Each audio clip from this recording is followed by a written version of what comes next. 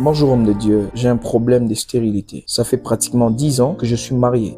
Je n'ai jamais eu d'enfant. Nous avons vu plusieurs spécialistes, nous avons prié et jeûné, mais toujours rien. J'ai beaucoup dépensé pour avoir un enfant. Et j'ai vu plusieurs hommes de Dieu, toujours rien. Là, je suis tombé sur votre affiche et je me pose la question de savoir si votre Dieu peut me donner un enfant. Gloire à Dieu. Merci pour cette question, très chère madame. Que Dieu vous bénisse de partout où vous nous avez envoyé ces messages. Alors, nous avons déjà rencontré plusieurs cas de ces genres, plusieurs cas comme ça. Nous bénissons Dieu parce que vous, au moins, vous avez eu à réaliser 10 ans. Par la grâce de Dieu, nous avons eu à rencontrer une dame qui a eu à faire 25 ans de mariage. Et dans les 25 ans, elle n'a pas eu d'enfant. Et elle vivait paisiblement dans son foyer avec son mari. Mais ça commençait à déranger la belle-mère et ça a tellement créé de problèmes et ils sont arrivés même au point de vouloir divorcer parce que ils ont traîné dans le mariage. Ils n'ont pas eu d'enfant. Et lorsque nous nous sommes rencontrés par la grâce de Dieu, nous avons eu à échanger, nous avons commencé à prier ensemble. On a commencé à échanger, demander la faveur de Dieu, la miséricorde de Dieu. Et une année après notre rencontre, la dame a conçu et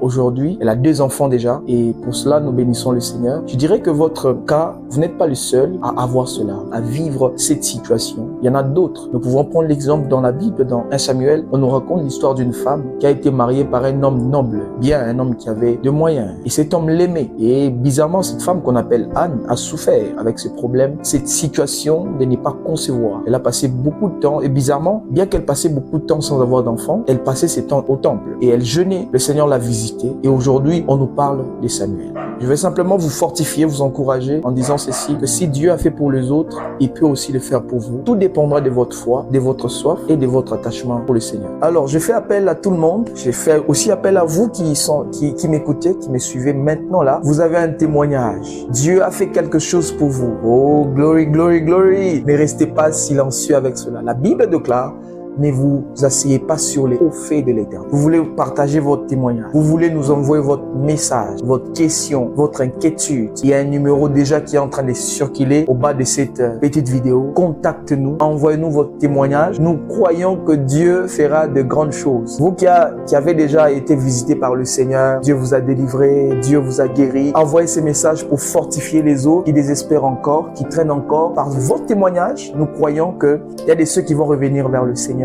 Parce que je sais que tu as un grand témoignage. Laisse-moi dire glory, glory, glory, glory. Que la gloire revienne au Seigneur, que la gloire revienne à Dieu. Venez les 13, le 14. Les dieux que nous prions, et il vous fera du bien. Caribou, I'm waiting for you. God bless you.